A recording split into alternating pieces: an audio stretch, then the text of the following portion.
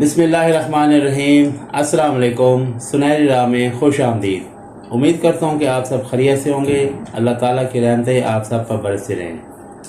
آج میں آپ کی خدمت میں جناب مولانا طارق جمیل صاحب کا بیان لے کر آیا ہوں۔ پیغام قرآن، مسلمان کی پہچان، سچائی اور ایمانداری۔ تو چلیں آج کی ویڈیو شروع کرتے ہیں۔ السلام علیکم ورحمۃ اللہ وبرکاتہ۔ بسم اللہ الرحمن الرحیم، والصلاة والسلام علی رسولہ الکریم وعلی آلہ وصحبہ اجمعین، اما بعد۔ اللہ تعالیٰ نے انبیاء کو بھیجا کہ وہ زندگی گزارنے کا طریقہ بتاتے تھے۔ میں نے 2-3 دن پہلے بتایا تھا کہ ہر مخلوق اپنی زندگی کا طریقہ انڈے سے نکلتے ہی اسے معلوم ہوتا ہے، ماں کے پیٹ سے نکلتے ہی اسے معلوم ہوتا ہے، لیکن انسان جاہل پیدا ہوتا ہے، اسے سیکھنا پڑتا ہے۔ تو انسانوں کو سکھانا اتنا عظیم کام ہے، اس کے لیے اللہ نے 1,24,000 انبیاء کو بھیجا۔ انبیاء انسانیت کے معراج ہوتے تھے، وہ ایک نمونہ آئیڈیل ہوتے تھے، اس کو فالو کیا جاتا تھا۔ جیسے اللہ تعالیٰ نے فرمایا قل ان کنتم تحبون اللہ فاتبعونی، اگر تم یہ دعویٰ کرتے ہو کہ ہمیں اللہ سے محبت ہے اور اس کے رسول سے محبت ہے تو تم کیا کرو؟ پھر میرا اتباع کرو۔ حظ النال بالنال، جو کچھ جس طرز پر میں نے زندگی گزاری ہے تم بھی اس پہ زندگی گزارو، تو یحببکم اللہ، تو پھر اس کا صلہ کیا ملے گا؟ اللہ تم سے پیار کرے گا۔ پھر اللہ جن سے پیار کرتا ہے تو پھر اللہ تعالیٰ ان کو دنیا میں بھی عزت دیتا ہے، اللہ تعالیٰ ان کو آخرت میں بھی عزت دیتا ہے۔ تو اللہ کے نبی کی زندگی کی تعلیمات ایک لمبا چوڑا نظام ہے، لیکن اگر اس کو خلاصہ کروں تو چند حدیثیں ہیں۔ آپ نے ارشاد فرمایا اربع اذا كانت فیک ما ضرک ما فاتک من الدنیا۔ آپ نے فرمایا کہ میری امت 4 باتیں مجھ سے لے لو فرائض کے بعد۔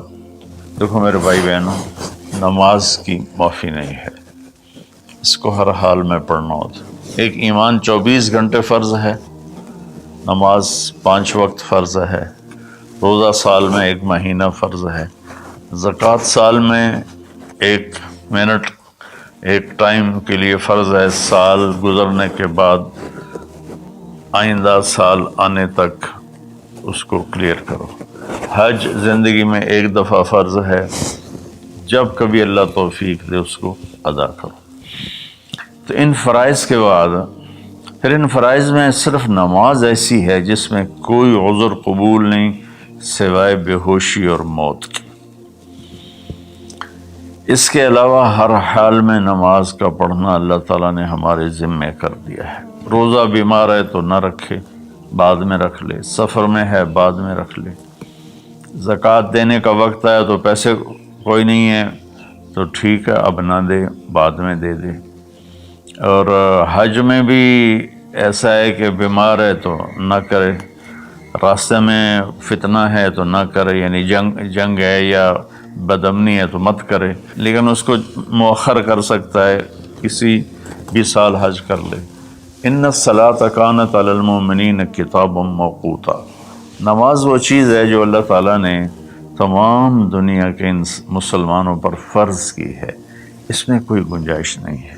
تو میری یہ سب بہن بھائیوں سے گزارش ہے، بچے بچیوں سے، نماز ضرور پڑھیں، اللہ کے واسطے نماز ضرور پڑھیں۔ اس میں کوئی معافی اللہ تعالیٰ نے نہیں رکھی۔ اللہ کے لیے میں آپ سب سے منت کرتا ہوں، میں کہا کرتا ہوں اگر نماز چھوڑنے کی گنجائش ان 15ویں صدی جا رہی ہے، 1441 ہو گئی ہے، اگر اس میں کسی کو گنجائش ملتی تھی تو میرے نبی کے نواسے حسین علیہ السلام کو کربلا کے میدان میں ملتی تھی، لیکن انہوں نے بھی وہاں نماز نہیں چھوڑی، سر کٹوا دیا۔ تو برائے مہربانی نماز سارے بچے بچیاں بہن بھائی ضرور ادا کریں۔ تو وہ حدیث یہ تھی، اس کے بعد نماز، روزہ، حج، زکوٰۃ کے بعد، زکوٰۃ اور حج مالداروں پر ہے، اس کے بعد یہ ایک حدیث پر میں عمل کر لوں، یہ سامعین عمل کر لیں، جہاں تک میرا پیغام پہنچے وہ عمل کر لیں، تو میرے نبی کا فرمان ہے تمہارا دنیا میں کوئی نقصان نہیں ہے، تمہیں دنیا میں کوئی چیز نقصان نہیں پہنچا سکتی، تم پرامن رہو گے، اللہ کے سائے میں رہو گے، اور جب دنیا یہ ہے تو آخرت پھر یقیناً اللہ تعالیٰ ان کا ساتھی بن جاتا ہے۔ وہ 4 باتیں کیا تھیں؟ صدق حدیث، حفظ امانت، حسن خلیقت، عفت فی طعمت۔ 4 بات آپ نے ارشاد فرمایا، ہمیشہ سچ بولنا، جھوٹ نہ بولنا، کہ میرے نبی کا فرمان ہے کہ مسلمان جھوٹ نہیں بول سکتا ہے۔ ایک صحابی نے پوچھا، یا رسول اللہ یکون المومن جبانا، کیا یہ ممکن ہے کوئی مسلمان بزدل ہو؟ بزدل، بز کہتے ہیں بکری کو، اور آگے دل، بکری کے دل والا، تو بکری سب سے ڈرپوک جانور ہے، تو اس کو پھر جو آدمی ڈرنے والا ہو اس پر لگا دیتے ہیں۔ تو کیا ہو سکتا ہے کہ کوئی ایمان والا بزدل ہو؟ آپ نے کہا ہاں، بخیل ہو، کنجوس، اور شوم جس کو ہم پنجابی میں کہتے ہیں، پشتو میں بھی کہتے ہیں شوم، تو کیا شوم ہو سکتا ہے؟ میں کہا ہاں۔ پھر پوچھا جھوٹ بول سکتا ہے؟ کہا نہیں یا رسول اللہ۔ آپ نے کہا نہیں میرے بھائی، میرا امتی جھوٹ نہیں بول سکتا۔ پہلی حدیث آپ نے فرمائی کہ مسلمان کی پہلی زندگی کی پہلی بات یہ ہے کہ جھوٹ نہ بولے۔ الصدق ینجی والکذب یہلک، سچ نجات دیتا ہے، جھوٹ ہلاک کرتا ہے۔ میرے نبی تشریف لے جا رہے تھے مدینے سے باہر، تو آواز آئی یا رسول اللہ، آپ نے دائیں بائیں دیکھا تو کوئی نظر نہیں آیا، اب چلنے لگے تو پھر آواز آئی یا رسول اللہ، پھر آپ نے دائیں بائیں دیکھا کوئی نظر نہیں آیا، پھر آواز آئی یا رسول اللہ، تو پھر آپ کی نظر پڑی، ایک ہرنی آپ کو پکار رہی تھی یا رسول اللہ۔ سبحان اللہ۔ ان کے آپ تشریف لے گئے تو وہ رسی سے بندھی ہوئی تھی چارپائی کے ساتھ، کہنے لگے یا رسول اللہ میرے چھوٹے چھوٹے بچے ہیں، وہ بھوک سے مر رہے ہوں گے، آپ مجھے چھوڑ دیں، میں ان کو دودھ پلا کے واپس آ جاؤں گی۔ اللہ،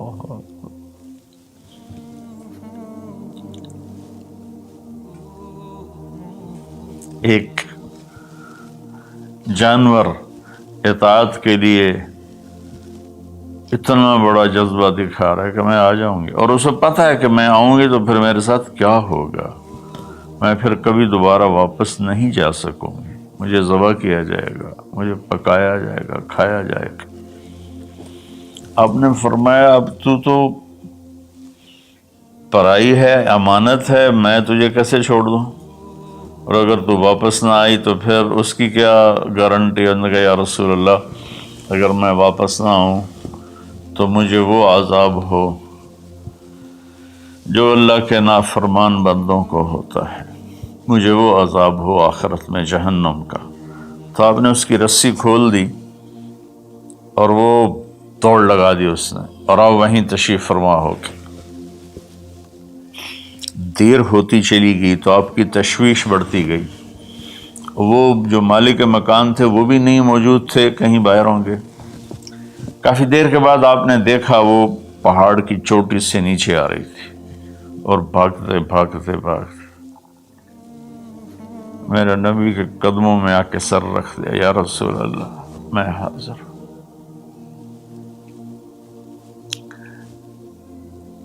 ایک جانور اپنی جان دینے کے لیے تیار ہے نبی کی وجہ سے، ہم اپنے نبی کی ایک سنت پر تیار نہیں ہیں، اپنے نفس کی وجہ سے، اپنی ایگو کی وجہ سے، ماحول معاشرے کی وجہ سے۔ آپ نے اس کو پھر رسی سے باندھ دیا اور وہیں بیٹھ گئے۔ کچھ دیر کے بعد مالک آیا اس نے دیکھا اللہ کے نبی کو، جیسے یہ ہمارے دیہاتوں میں ہوتا ہے، جو میں اپنے گاؤں میں ہوں تو کچھ لوگ اپنے جو یہاں زمین ہوتی ہے نا وہاں چھوٹے چھوٹے مکان بنا لیتے ہیں اور وہیں رہتے ہیں. تو یہ صحابی بھی ایسے ہی تھے کہ انہوں مدینے سے باہر مکان بنایا ہوا تھا، بکریاں تھیں، ریوڑ تھے. تو اس نے حیرت کا اظہار کیا، یا رسول اللہ آپ یہاں کیسے تشریف لائے؟ کہا میں ایک درخواست کرنا چاہتا ہوں. تو ان کی یا رسول اللہ فرمائیے درخواست کا کیا مطلب ہے؟ کہ یہ ہرنی مجھے ہدیہ کر، مجھے دے دو. وہ حیران ہو کر کہنے لگے یا رسول اللہ آپ پر تو جان مال عزت آبرو اولاد ہر شے قربان ہے، یہ بکری کی کیا حیثیت، یہ ہرنے کی کیا حیثیت؟ آپ نے کہا بس مجھے یہی چاہیے.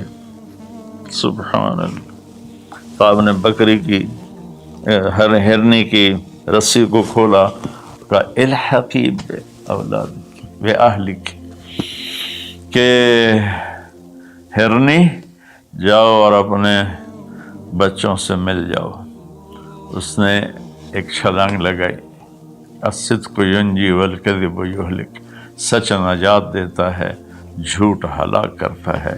اس نے یوں آپ کے سامنے رکوع کیا اور سجدے میں جیسے جاتے ہیں سر زمین تک اس نے رکھا، پھر یوں اٹھایا اور آگے کو چل پڑی. پھر تھوڑی دور گئی، پھر پیچھے مڑ کے آپ کو دیکھا، پھر آپ کے سامنے یوں سر جھکا، پھر یوں سر اوپر کیا، پھر چلی. پھر تھوڑی دیر کے بعد رک کر پیچھے مڑ کے آپ کو ایسے سجدہ شکر جیسے کہتے ہیں. جب تک وہ اللہ کے نبی کی آنکھوں سے غائب نہیں ہوئی، وہ اس طرح کرتے کرتے کرتے پہاڑوں میں غائب ہو گئی. ایک ہرنی اگر اتنا ایمان رکھتی ہے نہ جاتی واپس تو کون ڈھونڈتا اسے؟ لیکن اس نے اپنی جان کا سودا کیا نبی کے بول پر اور سچائی دکھائی، تو اللہ نے سچائی کو کامیابی بنا کے دکھا دیا. الصدق ینجی والکذب یہلک، میرے نبی کا فرمان ہے سچ نجات دیتا ہے، جھوٹ ہلاک کرتا ہے. اور دوسری بات فرمائی حفظ امانت. تو بھائیو بہنوں بچوں بچیوں آج کے بعد نیت کرو جھوٹ نہیں بولنا ہے، جھوٹ نہیں بولنا ہے، کہ مسلمان کی شان کے خلاف ہے کہ وہ جھوٹ بولے. اتنی ہماری یہ عادت ہو جائے کہ ہماری بات کو سن کر اگلا فوراً مان جائے کہ یہ تو کبھی جھوٹ بولتا ہی نہیں، پھر آپ دیکھو اللہ آپ کی عزت کیسے کرائے گا. دوسرا فرمایا حفظ و امانت. دیکھو میری امت زندگی میں امانت دار، امانت کی حفاظت کرنا. کیا مطلب؟ کسی کو دھوکہ نہ دینا، کسی کے ساتھ فراڈ نہ کرنا، کسی کے ساتھ دو نمبری نہ کرنا. ہائے ہائے، نہ کسی انسان کے ساتھ بطور انسان غیر مسلم اور نہ کسی مسلمان کے ساتھ، کہ کسی مسلم غیر مسلم کو دھوکہ نہ دینا. ایک صحابی ہیں جریر بن عبداللہ رضی اللہ تعالیٰ عنہ، انہوں نے اپنے نوکر سے کہا منڈی سے گھوڑا خرید کے لاؤ اور میرے پاس لے آنا، میں پیسے ادا کر لوں گا.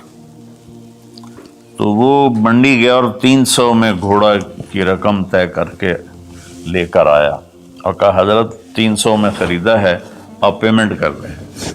جریر بن عبداللہ یمن کے شاہی خاندان سے تھے.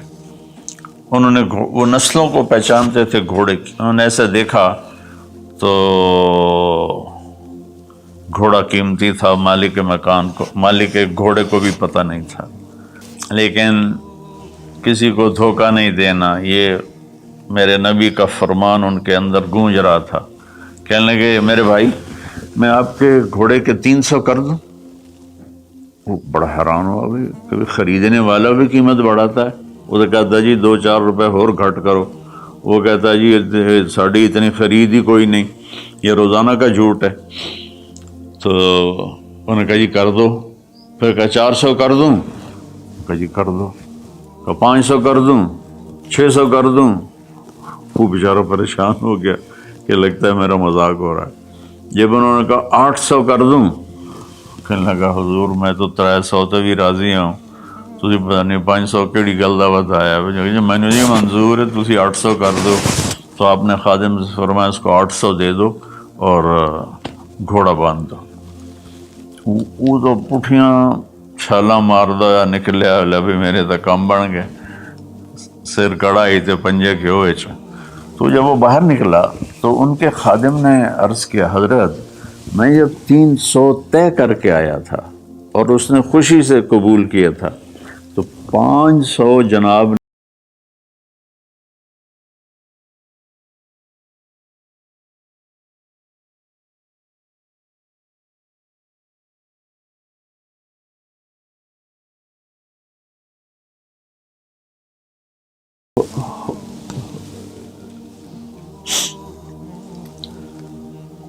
تو آپ نے فرمایا کہ میرے دوست اس کا گھوڑا 300 کا نہیں تھا، 800 کا تھا، اسے اپنے گھوڑے کی قیمت کا خود بھی پتہ نہیں تھا، تو میں 300 میں لیتا تو یہ دھوکہ ہوتا، اور میں نے اپنے نبی کے ہاتھوں میں ہاتھ دے کر عہد کیا تھا، میرے نبی نے مجھ سے فرمایا تھا جریر زندگی بھر کسی کو دھوکہ نہ دینا، سب کی خیر خواہی چاہنا۔ دوسری صفت میرے نبی نے فرمایا حفظ و امانت، کسی کو دھوکہ نہ دینا۔ کتنے لوگ لٹ گئے دھوکے بازوں کے ہاتھوں، گھر بک گئے، بچیوں کے زیور بک گئے، جعلی کاغذات بنا کر مکانوں پہ قبضہ ہے، زمینوں پہ قبضہ ہے، اور عدالتوں میں سٹے لے کر۔ دوسری صفت میرے نبی نے فرمایا حفظ و امانت ہے۔ آپ نے فرمایا یتب المومن علی الخصال کلہا الا الکذب والخیانہ، کہ میرا امتی ہر گناہ کر سکتا ہے، 2 کبھی نہیں کرے گا، ایک دھوکہ کبھی نہیں دے گا، ایک جھوٹ کبھی نہیں بولے گا۔ تو آج رمضان کے مبارک مہینے میں 2 باتیں طے کر رہے ہیں، جھوٹ نہیں بولنا ہے، فراڈ نہیں کرنا ہے، دھوکہ نہیں دینا ہے، دیانتداری سے کام کرنا ہے، چاہے تاجر ہے، بزنس مین ہے، ریڑھی والا ہے، ٹانگے والا ہے، جہاز والا ہے، نیچے سے لے کر اوپر کی سطح تک ہر جگہ دھوکہ دینے کے موقع ہوتے ہیں، یہ کام نہیں کرنا، دیانتداری سے کام کرنا۔ تیسرا فرمایا حسن و خلیقت، اپنے اخلاق اچھے کرنا، اپنے بول کو میٹھا کرنا۔ میرے نبی نے فرمایا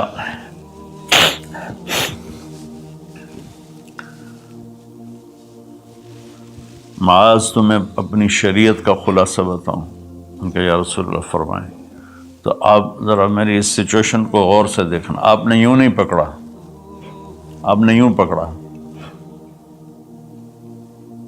جیسے کاٹا جا رہا ہو، کاٹا جا رہا ہو، یوں کر کے پکڑا اور کہا کہ امسک علیک لسانک، معاذ زبان کی حفاظت کرنا۔